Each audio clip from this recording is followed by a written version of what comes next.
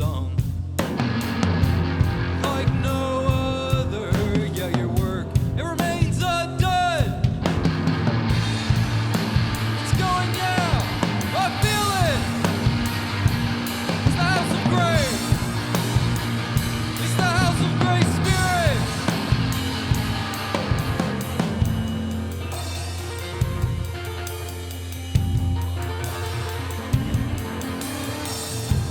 My fifth brother, yeah, like I sang before. Like no other, yeah, your work, it remains undone. It's going out, I feel it. It's the house of grace. It's the house of grace spirits. Frontal lobes, yeah, they're forming. Abortion unfolding.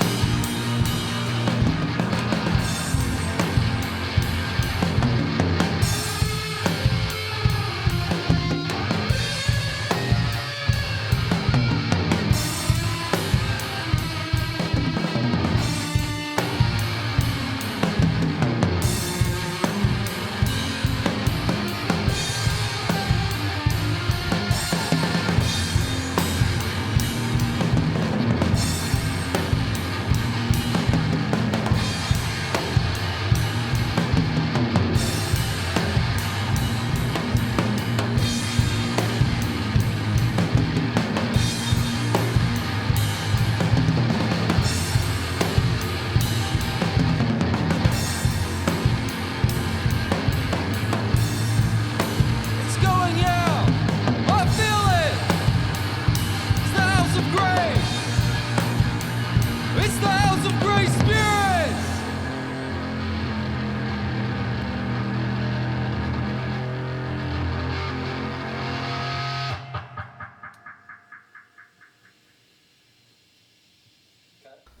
Welcome to Audio Carnage Podcast. We have Hisaac in the house. Guys, thank you so much for coming through and performing. Before we get into it, why don't you go through and tell the viewers y'all's names and tell you what you do in the band. For sure. Thank you so much, Jared, for having us. My name is Isaac. I play guitar and I sing in the band. I'm Laura, and I play drums. So, where are y'all from? Like, personally, and then where would you say the band's from? The band is definitely from Denton, Texas. Denton, Texas, of course. I'm from, like, pretty close, like, only, like, 30 minutes from here. Where is 30 minutes from here? Because I'm 30 minutes from here, but that's Gainesville. Like, there's a large variety of spaces in this area.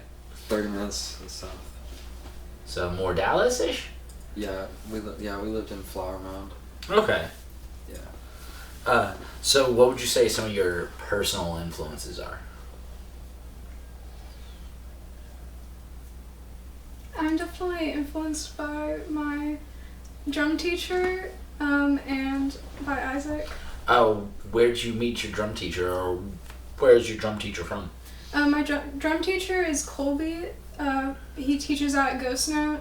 Okay, yeah, and Ghost Note's a very reputable location around Denton. Yes, I've really enjoyed my lessons. They've really helped me. I need to reach out to them and see what bands they're in and see about getting those guys in. Just because they're such phenomenal musicians that run the shop. They are. He is so good, and I've learned so fast from taking the lessons. How long have you been playing? I've only been playing drums about a year. Very nice. Yeah, but I've played bassoon and saxophone. I mean, so you have a good concept of how the bass moves and also how the higher end moves, because bass or bassoon has the you're dealing with the bass clef all the time, so you have the low, and you have to understand how that goes into the kick drum, that where the song hits. Then also that helps very much because knowing the saxophone, right? Yeah. Sorry, I'm forgetful. But knowing that makes it very beneficial to being able to hear what he's doing on all of whenever he's hitting his leads and being like, oh, here comes the drop, and being able to hit right on that beat. It's a huge benefit. So what was your first instrument? My first instrument was actually piano. Piano? I did not play piano. Well, I'm asking what your first instrument was. Bassoon. Okay, because all these questions are for both of y'all. Sorry.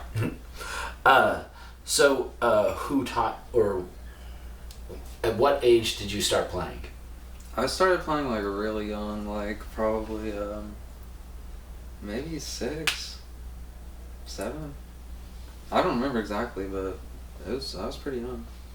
And how long till you learned, like, did you jump into guitar fairly early?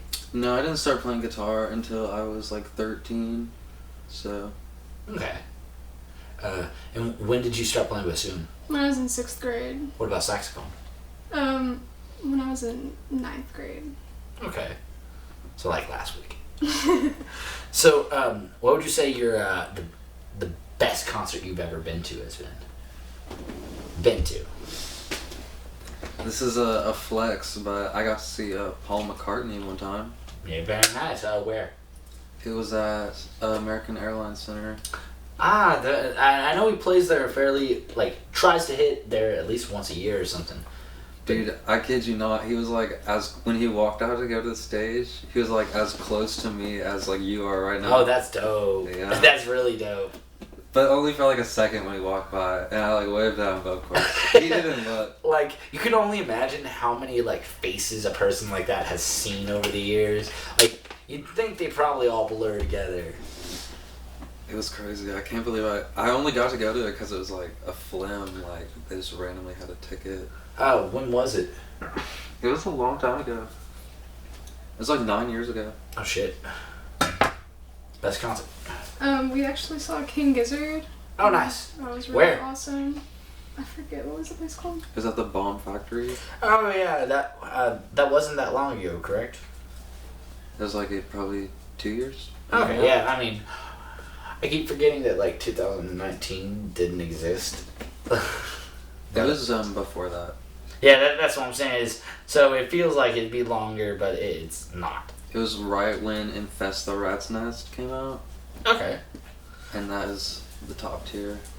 Would y'all, I forget, Bomb Factory is pretty much just pit, like it's just open area, right? They have upstairs. But Oh yeah, nice. Yeah, I've only been there like once. So what would you say your favorite local venue is? This can also fall into like non-existent house venue. If you're gonna use a house venue, you got to use a non-house venue. So it's a 2-part answer: favorite house venue, favorite non-house venue in Denton. If you don't have a house venue, that's fine. my favorite venue was Backyard on Bell. Oh, They had the best bands. It was a beautiful fucking spot. It was wonderfully put on. The sound was great. The stage was awesome. Rest in peace. I'm sorry. The place that's there does try to do like karaoke and stuff, so maybe they might like one day branch out and start back up. What, Red's Yard or whatever. Do you have a preference? I think Rubber Gloves is pretty cool. Indoor or outdoor? Both are like pretty amazing. Which would you rather play on? Probably outdoor. Yeah, especially if it was a nice cool night whenever the stars are out. I Yeah. don't know. Playing indoor, when you play outdoor, it's like a bit more chaotic. Just like by default somehow. That's fair. I mean, I played the indoor stage, so now like I want to play that outdoor stage. We have a heavy metal food drive that we throw. We haven't done it in a while because of COVID. It was supposed to happen, and we were gonna have like 15 bands, and we were gonna be able to do an outdoor stage. So I'm this close to being able to, man. I want to play out there. What would you say your dream venue is? Red Rocks. That's the I get that one a default. lot. Red It's a Rocks is a pop-out. dope one. It's a That and pop-out Madison set. Square Garden I get a lot. I don't know if I'd want to play Madison. I mean, I definitely would want to play. You know how much you're getting paid if you're playing Madison? I mean, I'll take the money if that's the question. Oh, yeah, I mean. For sure, if they're offering. Now, wouldn't it suck to, like, go to Madison Square Garden and, like, it's like, all right, we're going to play. We got the sound guy, we got the venue, we got everything. But you're going to end up playing for, like, 3 people. Like, I'd still do it, but that would suck. So, like, I'm just thinking. Yeah, that would not be. Because just like you'll find out next week, traveling for gigs is taxing. Now, granted, I would still do that. Yeah, I kind of have like a motto that we'll never turn down a gig if it happens. We had that motto for a long time. Then the gigs, you get a lot of gig offers, and you kind of have to start turning them down. Unless it's pay to play. Fuck that. Yeah. Yes. Yeah. Yes. No pay Fuck to play. Pay to play. But even for free or a very reasonable fee, like we'll always like rip for whoever. I'm down if they want to hand me a stack of tickets and say sell this and you can make money off of whatever you sell. That's one thing. If they are saying that whatever you sell, you don't get, that's your money and you don't get charged. But if it's like you have to sell this many, like I'm okay with being handed tickets to sell, but I don't want to be it's with the expectations. Like if you give me 50 tickets and I'm like I have those 50 tickets and I give back whatever I don't like that. I've had situations like that. I'm okay with, but don't be like, oh, you have to sell this many, otherwise it's coming out of your pocket. And unfortunately, there's so many things like that. Usually they like take a cut of it though. Like if you sell 10, they keep the profit of like 5.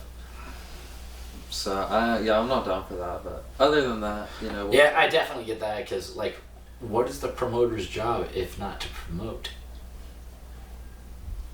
I mean, even though we're like a new band, it's good to just try and like build up your fan base like one at a time, sort of thing. Honestly. Oh yeah. So, what other bands have y'all been in?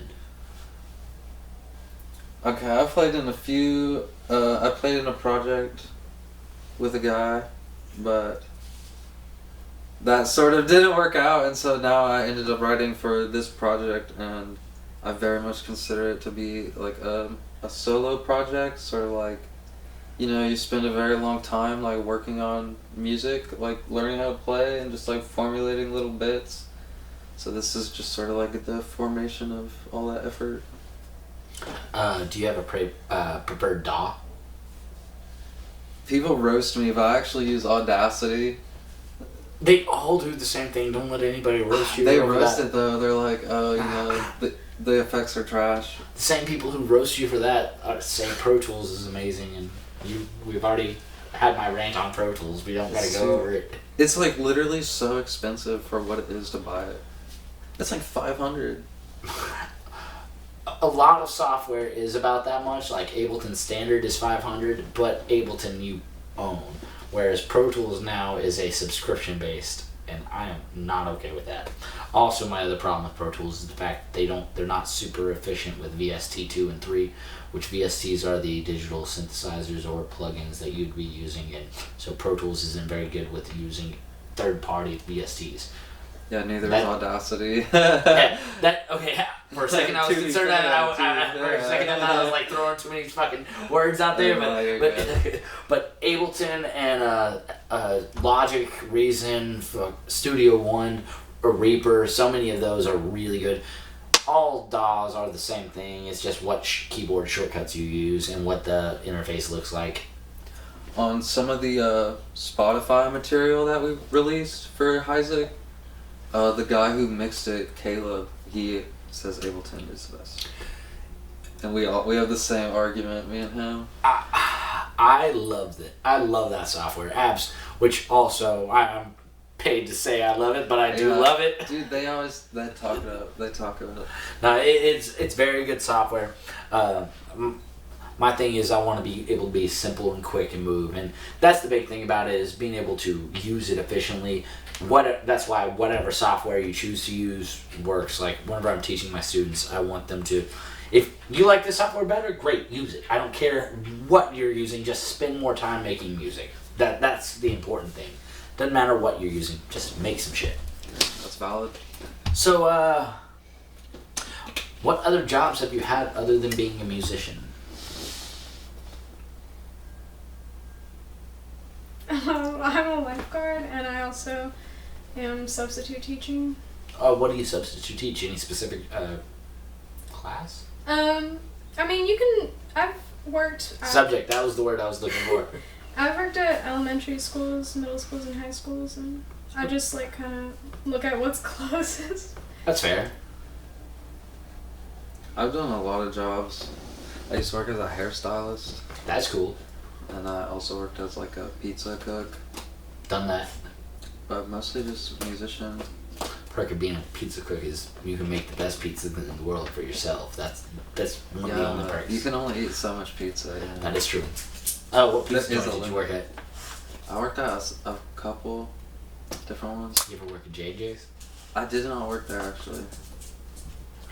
I That was honestly cool. missed Yeah. that place today because, as I told you, I went to get my Yeah. beard trimmed, and I was like, oh, I need to get some food before the podcast, otherwise I hadn't eaten today. And I was like, oh, I can get. No, I can't. No, That's true. so I got Rusty's tacos. Still good, but Still good. still good. They book shows too, surprisingly. Oh yeah, y'all would be able to because y'all could. Be like, You- we're a small band. Yeah, y'all could like you feasibly could slim your sound down Yeah, like maybe there's a wouldn't way to do expect it. They wouldn't expect the barrage. So do you have what's your favorite kind of media to consume? Books, movies, video games, anything like that. What Sadly, is cell phone, like just like TikTok or Facebook, Facebook? Instagram, YouTube. Okay, fair enough. Yeah. TikTok. What kind of stuff do you like to look up on YouTube? I do spend a good amount of time posting my own like videos of us playing or recordings or like visual art, I call it. I spend a lot of time posting that and promoting that. So it's also like, not only networking, but just seeing what other artists do and sort of being inspired by that is actually, I think, a really good tool for musicians today. Oh, most definitely. Being able to absorb our influences, the more you can expand your horizons and see, the better it is for the output that you're trying to put out. Yeah, to say the least. I mean, So what about you? Favorite media to consume? Could be Netflix shows to binge, books you like to read. What do you like to do in your spare time? I watch YouTube videos and I read books for my classes. mostly. What kind of books? I've taken a lot of philosophy classes, so Who's your favorite philosopher? I recently read Mine's Nietzsche. Will to Power all the way. It's all about mindset.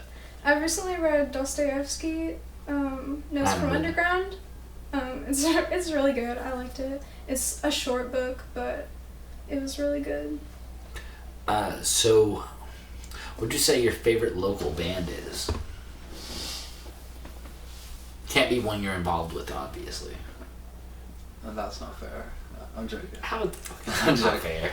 Well, I mean, if you think about, like, at the end of the day, when you practice those songs so much,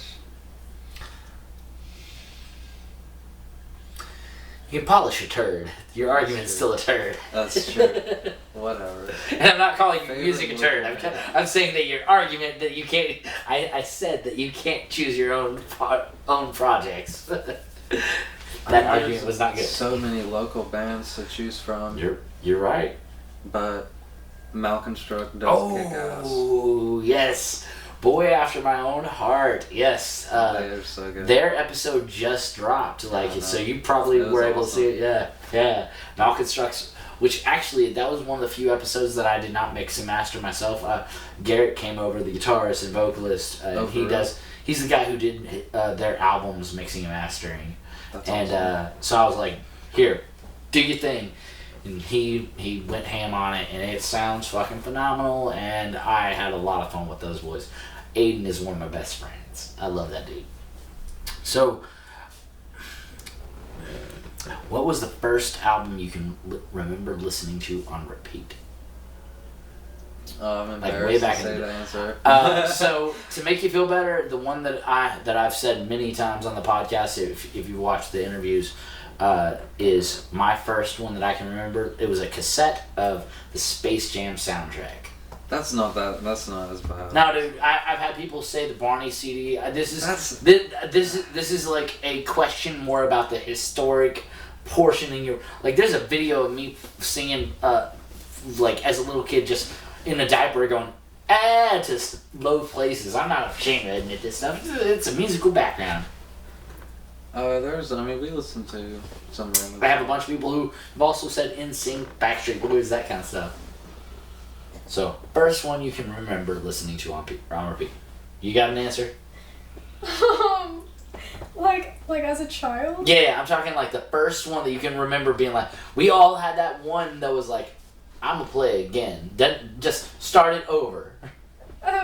I used to have an iPod Shuffle and I had a bunch of Disney Channel music on it. Oh, what do you mean by, like, you talking Jonas Brothers or what? Like Hannah Montana. Oh, okay.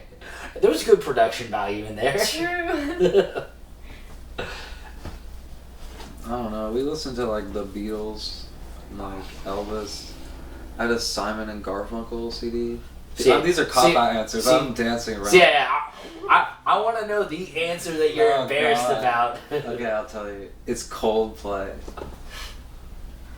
Have you heard Heavy Days? They make Nickelback sound good. This was like the 2000s, like a Radiohead era. That's funny. Yeah. Well, it's more funny that you're embarrassed about that than it is that you. Yeah, but it was like right when like their sound changed, and so it was like such an ironic time to live. It's like being a fan of Metallica after they cut their hair. Literally, yes, that's exactly what I'm saying. Because dude, it was like we were all like riding that like psych space wave. So what was the first song that we heard? The first song. That's a great question. I gotta remember what the first song was. The first song was House of Grey Spirits. Anything to note about that song? I regard it as a very like simple but strange song because it sort of speaks to being like visited in a dream by like a spirit that's in like a purgatory state. So it's like they only like resemble like what you project onto them. Just makes me want to continue reading the Sandman by Neil Gaiman. just the way the imagery you bring up. I don't know who I'd compare it to. So what is the second song we're gonna hear? The second song we'll hear is actually a mashup that we did of two songs. It sort of regards sort of like the state of being, like how we're like born and then we live to die. And it's just sort of about the awareness of just the short-livedness of living. Just about that brief time that you can experience. It's called The Nature of the Light, and then the second part is called The Leaf. Anything you want to add about The Leaf?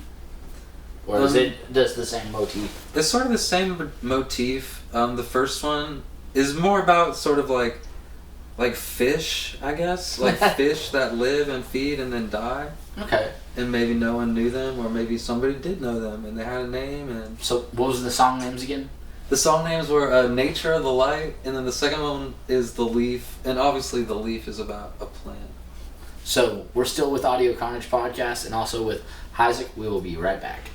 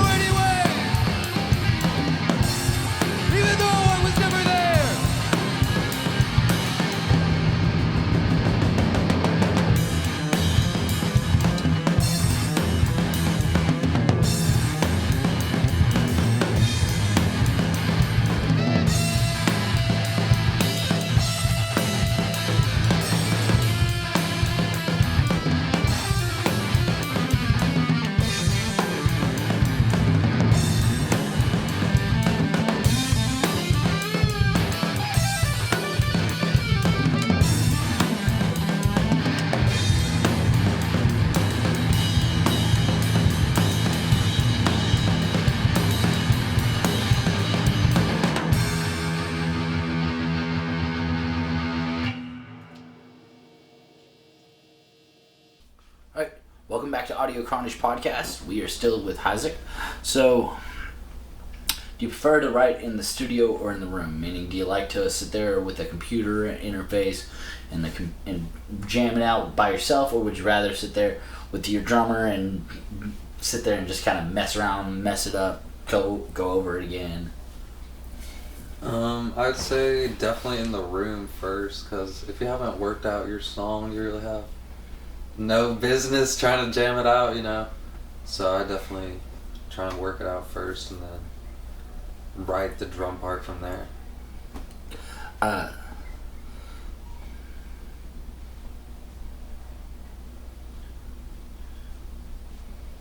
What's the best concert? What is the best concert that you've ever played?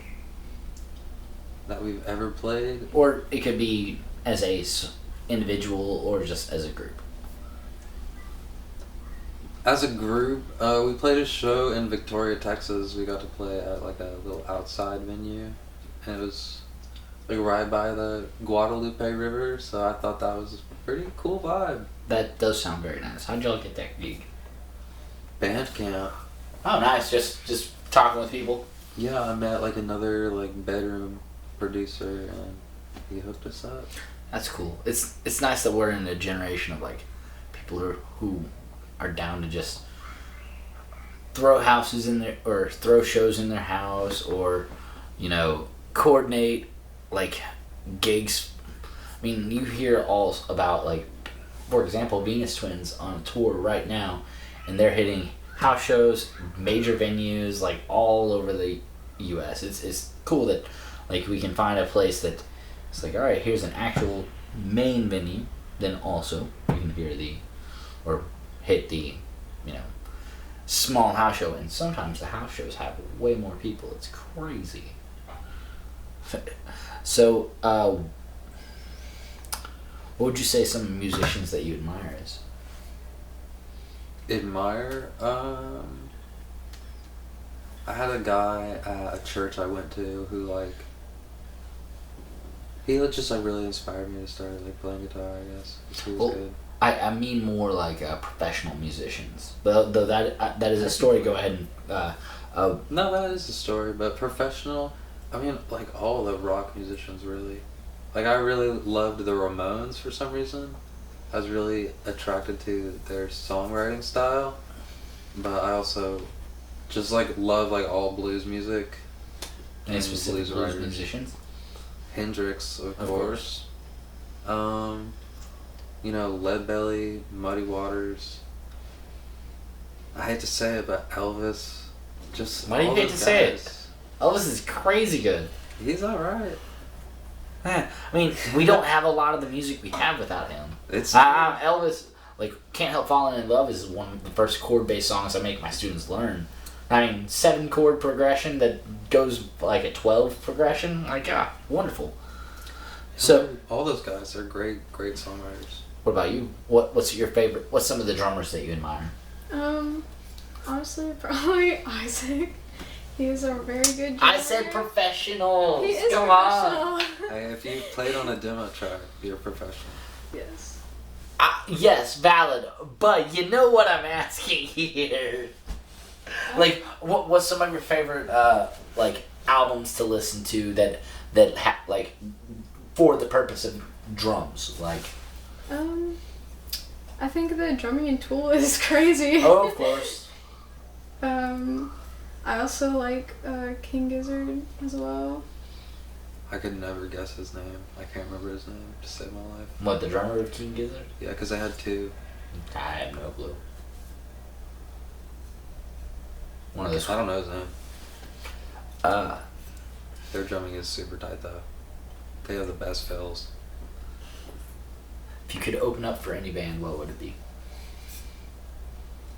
The Flaming Lips. No, I swear to this day, doable. we're gonna do a collab with the Flaming Lips. That's doable. Flaming Lips ain't they're still pretty underground, underground, but they still fuck with the underground scene. So that's definitely doable. I think that we would look so good on a bill together.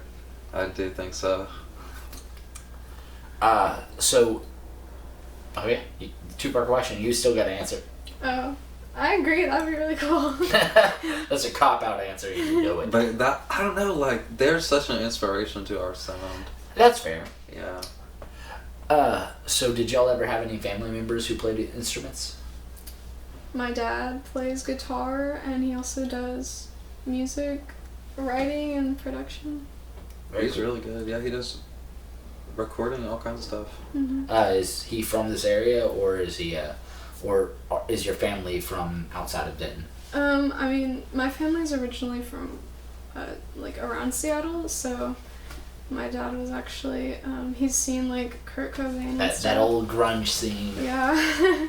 Pretty fucking cool. I mean. Oh yeah, no, most definitely. Like that, like everybody in that area has those. It's kind of like here in North Texas, you'll hear everybody talk about Dimebag Darrell because he ran around in this area and everybody knew him. That there's some validity to that era. Like just there's something about that scene, like both the Dimebag scene and also that original Salt Lake fucking and Seattle and that fucking dirt punk, grunge scene, which also I would say that like Denton has a very good feel of. Like you play at a place like the Shed or Fannin House or what's the other dirt or what is it, crust punk scene? Crust punk. Yeah. Represent. there's a huge crust punk scene here. It's crazy. So what's the worst gig you've ever played? Oh, I can't answer. Yeah, you can. Everybody answers. Well, I've definitely played shows where there's like one person there, for sure. Where there's more people in the band than in the audience. Yeah, we played a show where we drove to Austin. And we played for the bartenders. Yeah, that sounds about right. They give us a free drink. Yeah, It's that when was you worth get the the $50 late time drive. spots. The late time spots are. It is what it is, but like honestly, that trip was a fun trip. Yeah, I'm sure. Do you have a worst gig story you want to add in? I don't know. I haven't played that many gigs, honestly. Fair enough. I mean, this could also fall into marching band gigs, concert band gigs. Oh. Like, there's plenty of those that also... Because I started in concert band playing trumpet, so those stories are fully valid to Oh, me. man. You heard me talking about how I want ensembles. I can't fit an orchestra in here, so I gotta start small. But those kind of stories You are can good fit an too. orchestra in here. Maybe in this room. Just set up some mics in here and you have a separate sound booth. Don't give me ideas, man. First, I'd have to find an orchestra. But so can't think of anything memorable. I mean, when I was in band, we played this just terrible concert where there was like we played like a Green Day cover. And it Which was, one? I can't remember which song it was, but it was atrocious. Yeah, marching band. Oh, we played a Blink-182 cover. And that was actually a fun one to play on trumpet because, like, the lyric line basically you played on trumpet, so it was easy. Oh man! So how did y'all meet? Like, how many years have y'all known each other? We've known each other for about 3 years, and we met on like a dating app. That's what I need to put in my profile. Be like seeking musicians. Yeah. No, we didn't play music together at first, but then after a while, cause I was playing music with this other band and these other really awesome musicians, but then you know how What it band? goes. We were still called Hisaac because it was mostly just working on music Songs that that I you had had. written, and we all kind of just like moved on from that, even though we did accomplish what we were trying to do, which was record the EP. But once we moved on from that, Laura was saying that she like wanted to get into something, and I was like, you should get into the drums. It's definitely a good skill, and it's something that the more time you spend, the more value you see out of it. Like it's the first thing that whenever I have like younger students that I'm like have struggling with like guitar, like, all right, let's take a break. Let's go over to the drum set and let's get some counting in, because if you can understand drums, like it's one of the most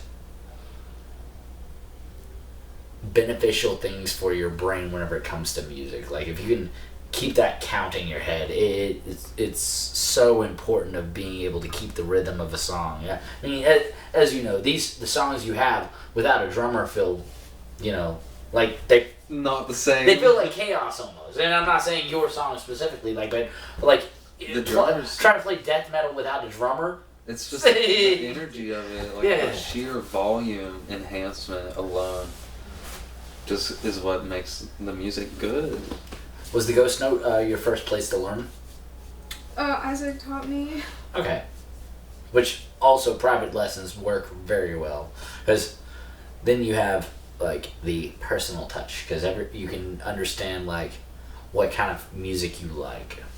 So if you're gonna get in the car and just drive on a 5-hour drive, what kind of bands are you gonna put on? What's like 5 artists? This doesn't have to be the same for each of you. Okay. This isn't like influence for the band. This is like, you just want, current, not of all time. Well, this is gonna sound not good, but my car radio is broken, so I just drive in silence when I'm by myself. That's not the question, though. Well, okay, but if we were driving together, because her car has a CD player, so then it's like bougie sort of vibe. But we'll listen to like Dave Matthews. What else? The Smiths. The Smiths, the Beatles. I want to try to say something obscure to be edgy, but I don't know. Who else? What's the last CDs I listened to? Jimi Hendrix. That's what I was gonna say. I don't know, man. I'm trying to think of who else we have CDs for. Probably the OCs. Yeah. Okay. So what's your favorite alcohol? I like wine. What kind of wine? All kinds. That's such fucking generalized. If you go to a bar and you say, I want wine, they say, what kind of wine? Like, if you were at East Side right now and you were getting a glass of wine, what kind? You a white wine, you a red wine. If I was at East Side, I'd probably just get like White Claw, honestly. I'm just being honest. You're avoiding the question, sir. No, but that is the honest answer. You don't have a preference between red or white? Red. Okay, there you go. For sure, red. See, you're dodging the question. No, it's just obvious because red is obviously I superior. mean, not necessarily. I mean, I like a white wine. honestly, wine is wine to me. If it's not whiskey, it doesn't matter. What about you? Do you have a preference? Or doesn't have to be wine. What's your favorite alcohol? Don't look at him. This is a preference. I like a seltzer or a wine, like a white wine or a rosé. Okay.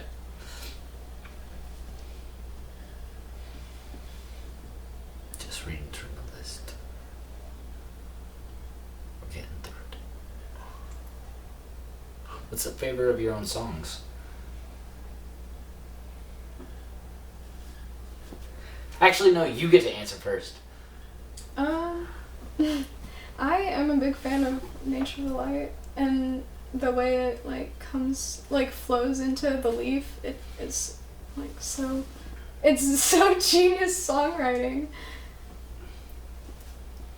My favorite song, I'd say probably Stork's Lament, just cause I think it's got a good melody. I think that's what people listen for. So, what song are we going to be going into next? So, song 3. Song 3 is actually Stork's Lament, so Stork's Lament, here we go. Perfect segue. Paul Blart on the fucking case. So, we're going into Stork's Lament. This is still Hisaac. We're also still at Audio Carnage Podcast. We'll be right back.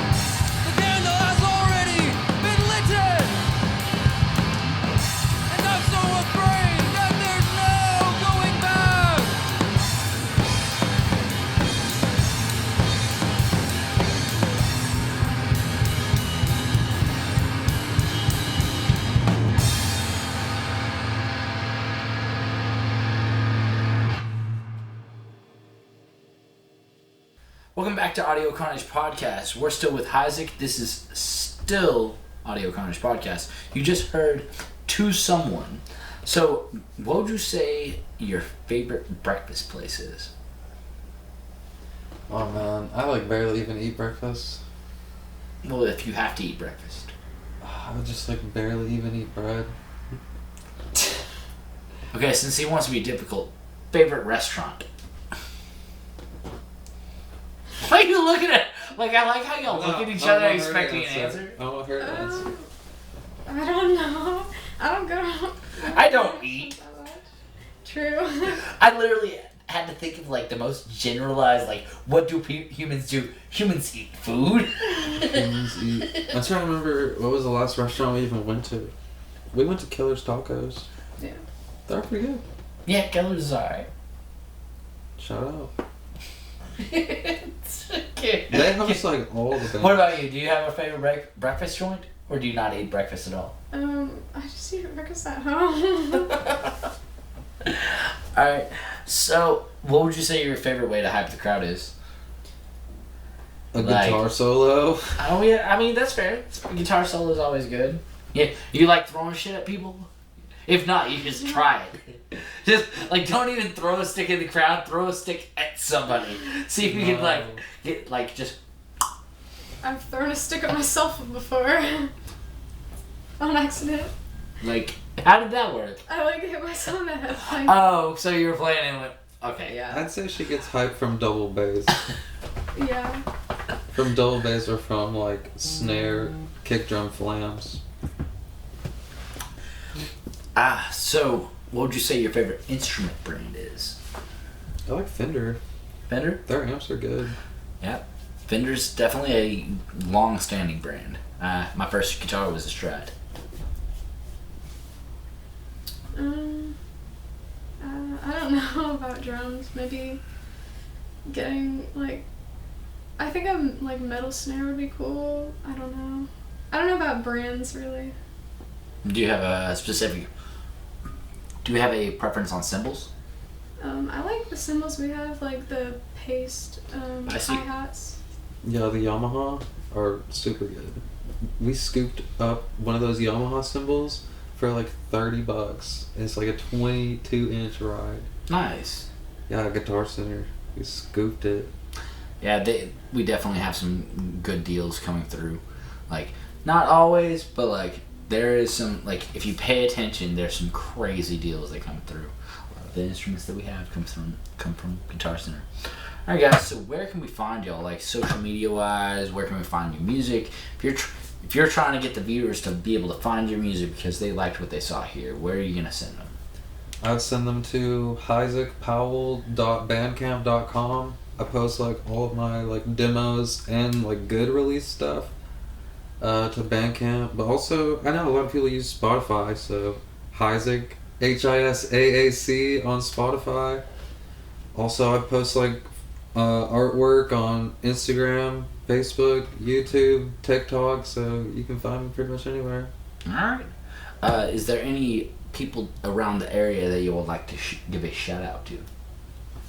If you listen to our Spotify EP, which is what I think probably most people will listen to, it was produced by Caleb Halter and Nate Johnston, and Caleb did a lot of the beat programming for the album, so it definitely had a really big influence on like how the final product sounded. Alright guys, well thank you so much for coming through. I appreciate it. Always trying to document all the people that I can for Denton, and this is a fun thing that I very much enjoy doing. It's a good hobby to have. But if as y'all go forward and come with come forward with more material through the new seasons that I have, I always try to have people come back through and do another episode in the future. It'll probably be like episode 6, 7, whenever I'm bored in the series. But that way y'all have new material. We'll bring everybody back through and just do this again.